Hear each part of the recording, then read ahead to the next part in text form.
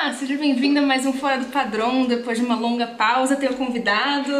Obrigada por terem vindo.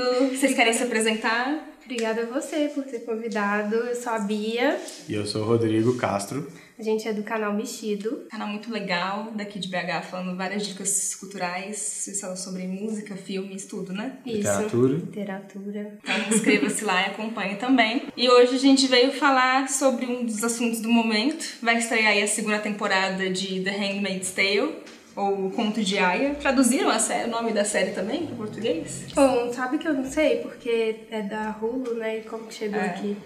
Hulu, please come to Brasil. A gente assistiu na Hulu, porque a gente não é de piratear as coisas. Eles foram lá para os Estados Unidos e assistiu na Hulu. Então a gente veio fazer uma recapitulação da primeira e falar um pouco sobre o livro também. Para quem não sabe, a série é baseada no livro da Margaret Atwood, que foi escrito em 85, esse aqui. Muito bom, inclusive. E pra quem tá na dúvida, via série, não li o livro, assim, eu recomendo ler o livro também, mesmo já tendo a série, porque você ainda vai ter surpresas, porque tem bastante coisa diferente. Eles tiveram bastante liberdade criativa na série. Caso você queira assistir o vídeo, mesmo não tendo assistido a série. Bom, Handmaid's Tale se passa num futuro distópico e... que não é tão distante assim, né, gente?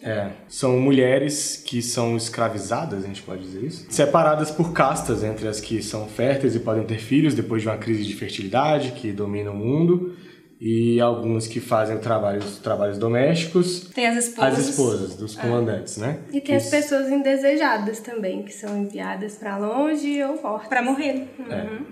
Essas pessoas indesejadas, em geral, são homossexuais, mulheres que não podem ter filhos, também, às vezes, eles eliminam, né? Sim. Rebeldes, que estão batalhando contra o que se transformou a sociedade. Se passa na República de Gilead. No antigo Estados Unidos, né? Estados Unidos. Teve um ataque terrorista que, teoricamente, foi implantado, né? Exatamente. Foi planejado. É uma teocracia cristã e as mulheres vivem sob esses códigos, esses dogmas da Bíblia nessa sociedade. Assim, você ouviu a sinopse, mas a gente estava conversando aqui, já que já estamos próximo da segunda temporada, a gente decidiu que vai ter spoiler, sim. Ainda assim, assista a série depois, porque não é só o que é contado, mas como é contado, então vale a pena. Ou se você quiser, pausa aqui, assiste a série e depois volta. Também vale. Mas a série foi criada pelo Bruce Miller. Ele já produziu e escreveu alguns episódios de outras séries, mas é a primeira série que ele cria mesmo, né? Que ele é o criador. E ele começou muito bem, né? A série ganhou vários prêmios, ganhou o Globo de Ouro de melhor série dramática, a Elizabeth Moss, que é a protagonista, ganhou melhor atriz, e ganhou todos os Emmys possíveis, eu acho. Foram 8 Emmys. Série dramática, roteiro, direção, fotografia, atriz, de novo, para Elizabeth Moss. No Emmy, a atriz coadjuvante também ainda ganhou, que é a que interpreta a tia Lídia. Eu discordo, acho que tinha que ser outra atriz coadjuvante a ganhar esse prêmio, acho que tinha que ser a atriz que faz a Janine. Nossa, é maravilhosa. A gente tava conversando antes da gente gravar, eu achei todas as mulheres muito boas, assim. Tipo, todas interpretam muito bem e são todas com papéis muito fortes, né? Desde a tia Lídia, que é uma das treinadoras dessas mulheres no campo, onde elas vão aprender a se comportar em Gilead, que é um papel, tipo a megera, né? A mulher é super má, assim. E as que seria a parte boa, não é tão bem separadinha assim. Eu acho que não existe vilã e mocinha, acho que todo mundo é bem humano ali na série, né? A tia Lídia, ela cumpre um papel que é dessas... Ela é uma empregada daquele sistema novo que tá em Gilead, então assim, é aquilo. Mas todas elas, né, as que sofrem bastante, as que fazem sofrer bastante, elas são muito fortes. Eu achei isso muito impressionante. Você tá falando de papel de coadjuvante, pra mim qualquer um que ganhasse estaria em ótimas mãos, assim. Não, eu acho ela ótima, assim, mas é porque a Janine, tipo, toda vez que ela aparecia, eu ficava assim, gente, essa mulher é muito sensacional, ela é muito incrível. Aí eu queria, assim, já que só podemos escolher uma, eu queria que fosse ela. Eu gosto muito da Mora. Eu conheço ela do Orange is the New Black, meu Deus do céu, um coração. Ela é muito boa, aquela atriz. E a personagem foi incrível, né? Assim, tanto no livro quanto na série, ela tem um papel muito importante. E eu acho que isso acontece com os personagens da série. Muitos papéis complexos, muitos personagens bem construídos, assim, que a gente consegue empatizar. Muito sensacional. Eu acho que a série como um todo, assim, eu acho que ela tecnicamente é bem impecável, assim, direção, fotografia, tudo. Mas o roteiro dela eu acho muito sensacional, assim, não só porque a história é forte, então também tem o mérito da Margaret Atwood, né? Mas a maneira como eles vão contando, não precisa de diálogo expositivo, não precisa ninguém parar pra ficar te explicando o que tá acontecendo. Isso é uma maravilha. Apesar de ter uma narração, né? Tem a narração dela, mas ela tá narrando muito mais o que se passa dentro da cabeça dela do que o que aconteceu, como é que chegou nesse ponto. Então você vai entendendo como chegou nesse ponto aos poucos, né? Acho que isso é mais assustador ainda, porque a hora que você vai vendo, assim, não é tão distante assim da realidade, dá muito mais medo do que um episódio de Black Mirror. Nossa, super. Eu acho que esse negócio eu até tava lendo, de ser distópico, que coisas distópicas são boas quando elas se apontam os erros da nossa sociedade, né? E ela esfrega na nossa cara os problemas que a gente tem. E tanto quando foi lançado o livro e quanto a série foi lançada, são momentos chaves, né? Do que a gente está vivendo, de perda de direitos, de mundo racista, homofóbico, transfóbico. Isso é muito louco e muito assustador. A gente chega a arrepiar lendo o livro e assistindo a série. O livro é da década de 80, né? Que depois de todo um monte de avanço feminista da década de 80, da década de 60, aconteceu na década de 70 em diante, mais ou menos o que está acontecendo hoje, né? Que é aquela onda conservadora muito grande acontecendo, né? E ainda mais com o surgimento nessa época, né, com vários surgimentos de AIDS, né, então tava tendo muita homofobia, né, sempre teve, né, mas estava muito pior na época, né. E aí ele vem hoje, nessa era Trump, né, afinal, porque eles não conhecem termo, né, nossa série seria muito melhor. De golpista a gente entende. Apresentar o Malafaia, o pessoal aqui do... Tem um personagem que é o Malafaia, gente, eu tava lendo, eu tava muito assustada, que é um personagem que aparece na TV enquanto eles estão na cerimônia. Aí o spoiler sempre... A gente vai ter alguns spoilers do livro também. Com o livro a gente pode tentar maneirar um pouco mais, mas é muito difícil, assim, é muito difícil. Então, e não deixe de ler o livro só porque a gente tá dando spoilers.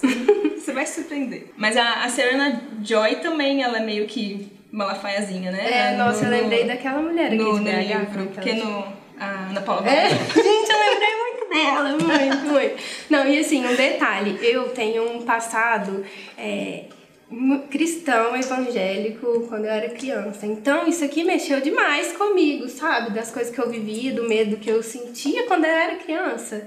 Que coisa louca, né? Então mexe muito. Mas eu acho que ele nem critica tanto a religião, eu acho que ele critica radicalismos, né? Sim. Acho que ele critica quantas pessoas usaram da religião pra fazer algo tenebroso, né?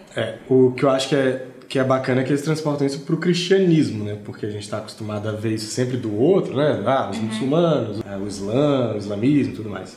E aí ela transporta isso pro cristianismo, aí acho que fica mais contundente um pouco, porque é mais próximo da gente, já que a gente vive num país majoritariamente cristão, né? Já tem muito mais... Tudo que acontece ali, eles justificam com alguma passagem da Bíblia, Exatamente. Né? Mas é a interpretação, né? Assim como a gente vê as pessoas interpretando a Constituição, você consegue interpretar as coisas. E é curioso porque é sempre aquela coisa, né? O que convém, eles utilizam da forma literal. O que não convém, não, isso aí é uma interpretação meio errada, deixa isso pra lá, né? Eu acho que essa é uma das maiores críticas, né? Ao fanatismo religioso que é visto na série, no livro, né? Interpretar como convém e usar os outros como convém. E eu acho que a série, ela também mostra muito... A série e o livro. Ela também mostra muito do que são os medos reais mesmo de ser mulher, né? Com as inseguranças e os medos reais. Então, é uma distopia. É claro que a gente faz um ufa quando acaba, não tem que passar por aquilo. Mas, ao mesmo tempo, ela incomoda porque a gente se sente muito como muitas daquelas mulheres, assim, sabe? Tendo muito medo, com frequência. Tendo muita insegurança, sendo estimulada a competir uma com a outra, muita paranoia, né? A gente vê muito ela entrando em diversas paranoias, né? E isso me tocou bastante, assim, o quanto eu me identifiquei com as personagens, mesmo sendo numa realidade completamente delas, assim.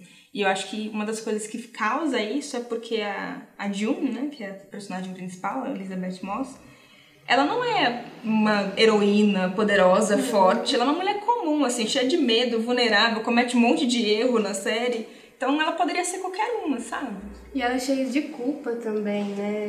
Pelas coisas que estão acontecendo e tal, pelo caminho que ela escolheu, né? E eu me identifiquei muito com ela, principalmente com ela e principalmente no livro. O Rodrigo me viu uma hora chorando lá, assim, e era por uma coisa boba, nem era por um detalhe, assim, quando ela tava falando sobre planta, sobre gato. E eu, meu Deus, ele, que isso? O que tá acontecendo, sabe? E eu achei também no livro que o jeito dela escrever, eu achei ela super... do jeito que ela pensa, do jeito que ela fala, super irônico, sabe? Eu dava altas risadas no livro, assim, tipo, não tem graça nenhuma. Mas o jeito dela falar é bem irônico. Ela é bem sarcástica, né? Na série também, né? Tipo, ela elogia a roupa, ela fala vermelha é minha cor. Sim. Tem uma coisa que também, dessa personalidade dela, né? Que quando ela, na série, ela tem essa coisa meio ambígua mesmo. Alguns momentos quando ela, por exemplo, entra num modo meio sedutor, assim, quando ela lida com o Nick, isso. Que é um dos guardiões, né? E ela entra em alguns momentos, sei lá, pra chegar num determinado fim, ela sabe o que ela precisa fazer pra chegar naquele fim, ela aprende a manipular, Exatamente. né? Ela manipula a Serena direto. Exatamente. E ela tem desejos, né? O que é muito... que é o que você tá falando, não são personagens assim, nossa, coitadinha da June, ela sofre o tempo inteiro e tudo mais. Não é isso. Ela é uma mulher extremamente complexa, não é uma pobre coitada que tá sendo usada por um sistema, tudo bem que o sistema de Gilead é extremamente opressor e ela é uma personagem que tem suas vontades, tem os desejos, tem plena consciência, tipo, dela mesma, do próprio corpo, enfim. A gente vê também como a gente aprende a sobreviver, né? Tipo, é uma coisa horrível, mas eles vão descobrindo mecanismos de tornar a vida possível, né? Então, coisas que a gente não dá o menor valor para eles têm valores enormes, porque é uma maneira de tornar a vida possível, suportável, né? No livro ela também narra, né? Assim como ela faz na série, ela é a narradora. E algo que eu gosto muito, acho que eu até já falei isso, é que ela narra muito sobre o que está se passando dentro dela. Então, é muito mais psicológico, eu acho, do que social, sabe? Então ela fala muito sobre as inseguranças dela, sobre loucura, sobre o medo que ela tem de sucumbir, né? Chega uma hora que ela queira se matar, assim, sabe? Ela quer se manter viva pela filha, né? Que ela tem uma filha, mas ela tem muito medo de desistir em algum momento. Então eu gosto muito dessa narração dela e como ela traz a gente pra dentro dela, sabe? É muito íntimo. E tem o fato também da protagonista na série ser interpretada pela Elizabeth Moss, que o fato curioso é que ela já interpretou outros personagens que também sofreram abuso sexual, que sofreram com sexismo. Ela é uma ótima atriz e tá super em alta também, ganhando vários prêmios, fazendo filmes ótimos. Ela fez Mad Men, né, que a gente assistiu. Top of the Lake. Top of the Lake também, que é sensacional, outra série muito forte, assim, que tem um personagem muito forte. Eu não assisti nem Mad Men, nem Top of the Lake, então eu não conhecia tanto, assim, o trabalho dela. Acho que eu vi uma outra ponta dela em filme, assim, mas nada memorável, assim. E eu fiquei muito surpresa com ela, ela é muito sensacional. Ela tem um tique nervoso, assim, de uma pessoa que vai surtar a qualquer momento, ela fica com o rosto meio assim. Dá as tremelitas, né? É verdade. Ela parece uma pessoa à beira de um ataque de nervos a qualquer momento, sabe? E vai piorando, assim, conforme vão passando os episódios. Falando em surtar, eles usam muito loucura também, né? Porque é algo que mulher normalmente é acusada, né? A louca. E eu acho que eles pegam vários desses estereótipos masculinos e mostram que, gente, assim, vocês já pararam pra pensar que socialmente, assim, é difícil até a gente não ser de outra forma. Então a Janine, ela fica completamente enlouquecida mesmo, né? Mas como que ela não vai ficar, sabe? Ela tem que entregar a filha dela, filha ainda por cima, mulher, pra outras pessoas loucas cuidarem, sabe? E depois aí ela vai pra outra, né? E depois ir pra outra casa. Você entrega pra uma... Cumpriu sua missão com essa família, agora você vai ser serva de outra família, né? Nossa, é tudo muito bizarro, assim, mas ao mesmo tempo é tudo... Não sei, parece algo realmente muito próximo de acontecer. A gente já falou isso várias vezes, né? Mas... que é bizarro, mas que ela não tirou isso da cabeça dela. Tirou de fatos que realmente existiram, existem. E você falou da culpa, por exemplo, eu fiquei muito chocada com isso, do quanto que ela se culpa por umas coisas que, obviamente, não são culpa delas. E uma das coisas que mais me incomoda é que em nenhum momento ela considera que é estupro o que tá acontecendo com ela. Eu fico muito... Como assim? É obviamente um estupro, assim. Pra quem não viu a série e está assistindo até agora, todo mês elas são estupradas durante algo que eles chamam de cerimônia, pra ter um nome... vendável, né? Sim. Elas são estupradas no dia fértil delas, pelos comandantes da casa com a presença da esposa. E pra mim, obviamente, aquilo é um estupro. E em nenhum momento ela considera que aquilo... Ela fala a palavra estupro. No livro, inclusive, ela fala, não é estupro, porque eu escolhi isso. Só que ela... escolha minha, eu poderia estar em outro lugar muito pior, como se fosse uma escolha. A outra escolha dela era morrer. Chegou a duas escolhas impossíveis, né? Pra você. Tipo, você prefere... ir pra colônia ou você prefere ficar escravizada numa casa? Ah, escravizada numa casa. Tipo, não, você não tem que ter essas coisas. Exatamente. E é curioso isso porque é uma cultura exatamente que institucionalizou de fato o estupro, né? Sim. Aquilo tá como uma regra social. É permitido que todo mês o comandante vá lá e estupre as mulheres. Né? A gente vive numa cultura do estupro, né? A gente vive numa sociedade que acha normal várias coisas que são violação. Então, isso é legal da série, né? São distopias que a gente fala assim, mas não é tão diferente assim do que a gente vive. Só tá exagerado, né? Mas aí você tá falando de cultura do estupro, tem uma coisa muito legal, porque na série elas não têm uma atitude que é utilizada como desculpa pra quem, né? Ah, mas a fulana, mas saiu com a mini saia, tava pedindo. Tava maquiada do jeito tal, sei lá, tava usando meio arrastão, enfim. Na série elas se vestem com uma túnica vermelha da cabeça aos pés, com uma viseira na cabeça, né? Elas não conseguem... No começo do livro ela fala, né, que elas não têm como ter a visão completa do ambiente. Então, para elas olharem, tem que o tempo inteiro ficar assim, né? Fazendo mesmo, focalizando. Então, assim, não tem nem como ter essas desculpas, né? É realmente um negócio que vocês estão lá para isso. E a gente vai usar o corpo de vocês do jeito que vocês O erro delas serem mulheres e férteis, né? Tem uma palavra que aparece o tempo todo no livro, que é natureza. É a natureza. Sua natureza é ser mulher, fértil, então sua natureza é ter um filho. Minha natureza é ser homem, é te engravidar, sabe? E como colocam a maternidade como castigo, de certa forma, né? Também é curioso isso, porque castigo e alívio, né? Porque no momento que elas estão grávidas, nos 9 meses, vão ser o único tempo que elas vão ter uma folga, assim. Não vão sofrer nada. Não né? vão sofrer nenhum tipo de abuso, mas depois elas têm que entregar o filho delas, assim, sabe? E também o fato de que, sendo mães, elas estão salvas também, né? De certa forma. Né? Salvas de morrer, né? Salva do pior destino que seria a morte, ou não sei, ir para as colônias, que é o trabalho num campo de concentração, que inclusive vai estar na segunda temporada, não aparece em momento nenhum na primeira, né? Como são as colônias, né? No livro eu não sei se chega a mostrar. Mostra? Só cita, né? Ele cita que essas pessoas que a gente falou, né? Homossexuais, mulheres velhas, mulheres que não são férteis, gays, são enviados para fazer trabalhos forçados, em alguns lugares em colheita, em outros com lixo tóxico. Mas do jeito que eles falam, tipo, a pele da pessoa descama até ela morrer. É coisas que você fica assustado, né? Horrível. Mas não escrevem com tantos detalhes assim. E no livro existe muito mais grupos que são subjugados do que na série. Por exemplo, não tem negros no livro.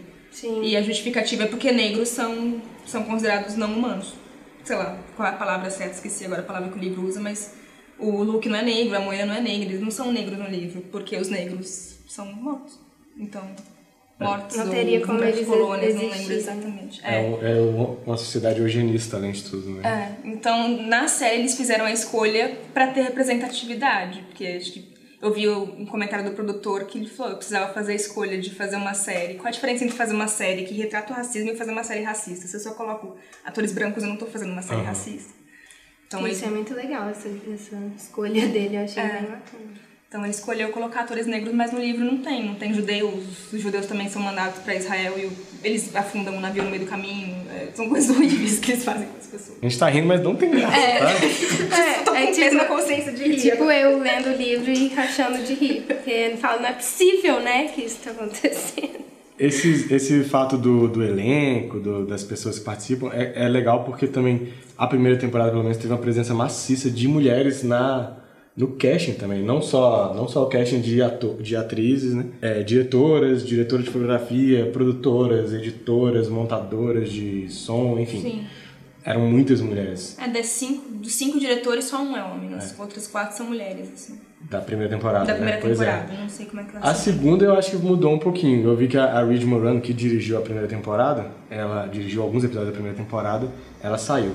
Acho que foi coisa de agenda, não foi nada tipo, brigou com alguém e tal. Eu imagino que eles devem manter a mesma pegada, devem escalar um monte de mulher também, o que é muito bacana, né? No momento que a gente tanto discute, né? Oportunidade para mulheres.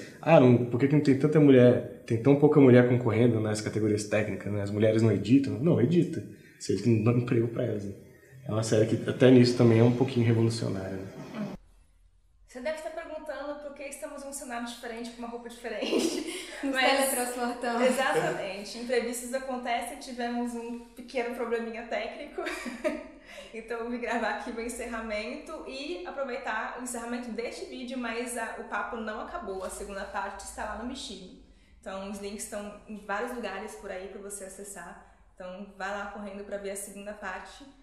Mas antes de ir, não se esquece de se inscrever aqui, caso você não seja inscrito, siga nas minhas redes sociais, comente, fale o que você achou da série também e volte sempre.